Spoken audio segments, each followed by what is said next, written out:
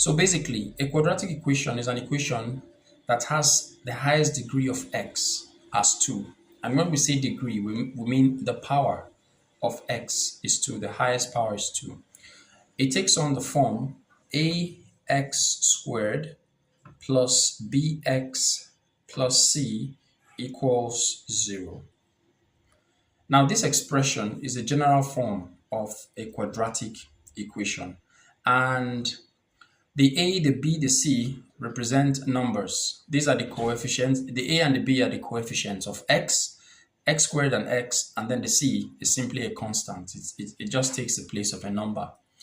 Now, if you wanted to factorize an algebraic expression or even another expression that had powers of x, it may be easier to do so. For instance, expressions like this, say 2x squared plus 3xy. Now, the simple way to do this is to take note of the highest common factor between these two, and then you factor it out. In this case, the highest common factor here is simply x. So I'm going to write x outside. I'm going to open parentheses, and I'm going to ask myself, x times what gives me 2x squared? That's x times 2x plus x times what gives me 3xy, and that is x times 3y. Now that's easy. This is a very simple factorization, all right? But in the case of this kind of expression here, you need a more technical approach. But even so, that technical approach is still very easy. And that's exactly what we're going to dive into right now. So the question is, how do you solve an equation like this, that is a quadratic equation that comes in this form? So there are three methods of doing this, and I'm going to list them out. The first one, you can solve it by factorization. You can also solve it by a method known as completing the square.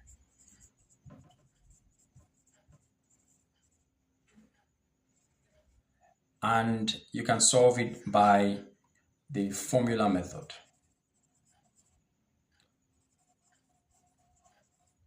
Another way you can solve this kind of equation is the graphical method. So you can solve a quadratic expression in these four ways. Now let's start with the first one by factorization. I'm going to wipe this off now, and we go right into it.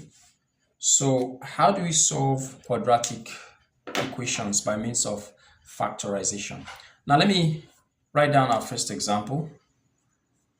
So we have here x squared minus 10x plus 25 equals 0. So we're expected to find the value of x. Our first step is to take note of the coefficient of x squared. Now, why do we need to know the coefficient of x squared? Because we need to do two things. Number one, you're going to multiply the constant by the coefficient of x squared, and then you write it down. So what's the coefficient of x squared in this case? The coefficient is 1. Now 25 times 1 gives you 25. So just write it down like this, and I recommend that you put a colon like this. The next step, what is the middle term? This is the middle term. This one is a constant. This is the middle term. Now the middle term is negative 10. Remember, the first thing we did was we'll multiply the constant, which is plus 25, times 1, which is the coefficient of x squared, and that gives us 25. Now the middle term is negative 10. So write down negative 10 right beneath this 25, negative 10. Now what do we do with these two numbers? So we are going to look for two numbers such that when we multiply them together, it gives us plus 25. And when we add it together, it gives us minus 10. Now this one we did, we're looking for the multiplication, and this we're looking for the addition. So what are two numbers such that when you multiply them, it gives you plus 25, and the same numbers, when you add them, it gives you minus 10. So in this case, those two numbers are -5 and -5. So it's more like a trial and error. But if you think, if you really have a concentrated thinking, you're going to get what those two numbers are. So in this case, it's -5 and -5, because when I say -5 times -5, it gives me plus 25.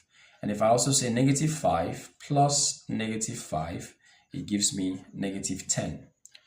My next step, I am just simply going to take this and I'm going to replace it here. So I'm going to take away -10 and I'll take -5x plus -5x and I'm going to put it here. Now, when I put it, I'll explain to you the aim. So this implies x squared minus 5x minus 5x plus 25 equals 0. So what have I just done? I have split this equation in such a way that I could put the first group of 2 in a bracket and put the second in a bracket, making it easier to now factorize out, making it easier to now bring out the common factors, the highest common factors. So when we look at this now, what do? So we're going to bring out a factor, the highest common factor from here and the highest common factor from here. Now let's start with this one. So what's the highest common factor of x squared and 5x? Clearly it is x. So I'm going to write out x here, open a bracket. X times what gives me x squared? That's x times x, minus x times what gives me 5x? That is x times 5. Now close the bracket. The next step, I'm going to acknowledge my negative sign here. Now I'm coming over here. Now, what's the highest common factor of 5x and 25? The highest common factor is 5. So I'll write out that 5 here, open a bracket. So 5 times what gives me 5x? That's 5 times x, okay? And 5 times what gives me 25?